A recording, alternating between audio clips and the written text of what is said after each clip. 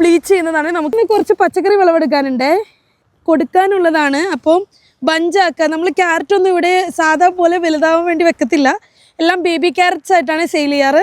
കണ്ടോ, ക്യാരറ്റ് പറിക്കുമ്പോൾ ഉണ്ടല്ലോ അതിൻ്റെ ടോപ്പ് പൊട്ടി പോകാണ്ടിരിക്കാൻ വേണ്ടിയിട്ട് നമ്മൾ പറിക്കുന്ന സമയത്ത് ഒന്ന് താഴേക്ക് പുഷ് ചെയ്ത് കൊടുത്താൽ പറിക്കുമ്പോൾ കുഴപ്പമില്ലാണ്ട് ഇങ്ങോട്ടേക്ക് പോരുവേ.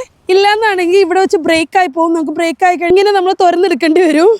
ഇതിങ്ങനെ ഒരുപാട് വലിച്ചപ്പോൾ ഒരെണ്ണം പൊട്ടിപ്പോയതായിരുന്നു. ഇതാണ് നമ്മുടെ ഒരു ബഞ്ച് ക്യാരറ്റ്. ഇത് ബേബി ക്യാരറ്റ്സ് ആയിട്ടാണ് നമ്മൾ സെല് ചെയ്യുന്നത്.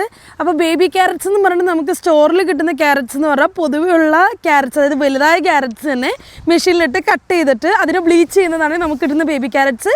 ബേബി ക്യാരറ്റ്സ് എന്ന് പറയുമ്പോൾ അതിൻ്റെ അകത്ത് കോർ ഉണ്ടാവില്ല. അതായത് നമ്മൾ ക്യാരറ്റ് കടിക്കുമ്പോൾ നടുക്കൊരു കട്ടിയുള്ള ഭാഗം വരുമല്ലോ, അങ്ങനെ ഒരു കോറ് ശരിക്കും ബേബി ക്യാരറ്റ്സിന് ഉണ്ടാവത്തില്ല. അതിനെയാണ് ബേബി ക്യാരറ്റ്സ് എന്ന് പറയുന്നത്. പക്ഷെ നമ്മൾ കടയിൽ നിന്ന് വാങ്ങിക്കുമ്പോൾ അതുണ്ടാകും. അപ്പോൾ അത് ബേബി ക്യാരറ്റ്സ് അല്ല. അപ്പോൾ ഇങ്ങനെ കിട്ടുന്നത്, അതായത് നമ്മൾ പണ്ട് മൂന്നാറിലൊക്കെ പോകുമ്പോൾ കിട്ടുന്ന പോലെ ഒരു ബഞ്ച്, ഇതാണ് കറക്റ്റ് ക്യാരറ്റ്സ്. പിന്നെ ക്യാരറ്റ്സിൻ്റെ ടോപ്സ്, അതായത് ഈ ഒരു ഭാഗം എഡിബിളാണ്, നമുക്ക് കുക്ക് ചെയ്ത് കഴിക്കാം.